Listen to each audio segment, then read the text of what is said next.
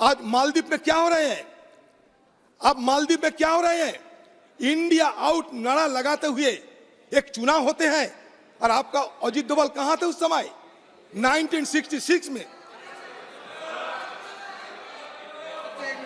अध्यक्ष महोदय, श्री अधीर रंजन जी चौधरी ने चूंकि मेरा नाम लिया है इसलिए मैं खड़ा हुआ हूं। जो कुछ भी इन्होंने कहा है चीन के संबंध में और साथ ही साथ भारत और चीन बॉर्डर एलएसी के संबंध में जो कुछ भी कहा है उससे मैं पूरी तरह से असहमति व्यक्त करता हूं, उसको मैं कंडेम करता हूं। और कभी इस पर यदि आप चर्चा की अनुमति देंगे तो मैं अपनी बात उस पर मैं रखूंगा। चीन पे चर्चा नहीं होते, चीन पे सवाल नहीं लेते सर मैंने आपसे इजाजत लिया था सर, मैंने आपसे इजाजत लिया था कि मैं सिर्फ पॉलिसी में बात करूंगा सर, और कुछ नहीं।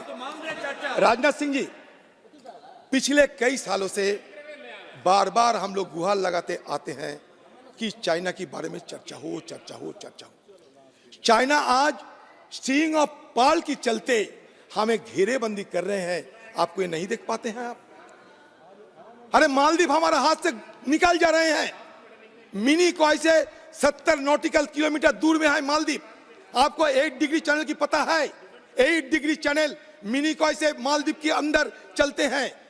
लक्षद्वीप से मिनी कॉय के अंदर 9 डिग्री चैनल और मिनी कॉय से मालदीव 8 डिग्री चैनल। भूगोल आप देख लीजिए। हमारे लाइन, हमारे सी लेन ऑफ कम्युनिकेशन जिसको कहता है स्लॉक, एक तरफ हरमुज, एक तरफ मलक्का, एक तरफ हरमुज, एक तरफ मलक्का। अध्यक्ष महोदय, मैं गल्फ ऑफ अदेन। प्लीज अध्यक्ष महोदय, मैं इस सदन को आश्वस्त करना चाहता हूं कि भारत अब यह कमजोर भारत नहीं रहा है। भारत अब यह ताकतवर भारत बन गया है। भारत की तरफ यदि कोई भी आंख उठाकर देखने की जरूरत करेगा तो भारत उसका मुंहतोड़ जवाब देने की हैसियत रखता है और ताकत रखता है। इतना ही मैं कहना चाहूंगा। और अनावश्यक अपने देश को इस पार्लियामेंट के फोरम पर बदनाम नहीं किया जाना चाहिए। अधीर रंजन जी चौधरी, कभी चर्चा करनी होगी तो हम आपसे चर्चा कर लेंगे। मैं कोई मानगढ़ंत बात नहीं करते। राजनाथ सिंह जी, भरोसा रखो।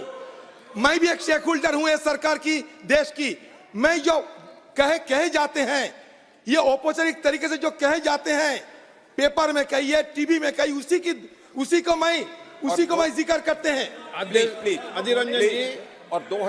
रंजन जी, रक्षा मंत्री जी ने आपको स्पष्ट कर दिया इस विषय पर कि हम कोई भी चीज पर समझौता न करते हैं, न करेंगे।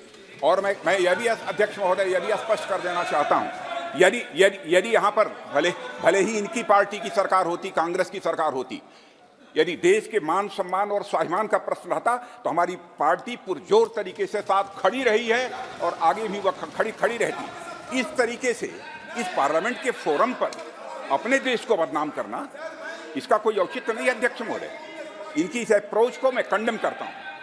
सर बोलने तो दीजिए।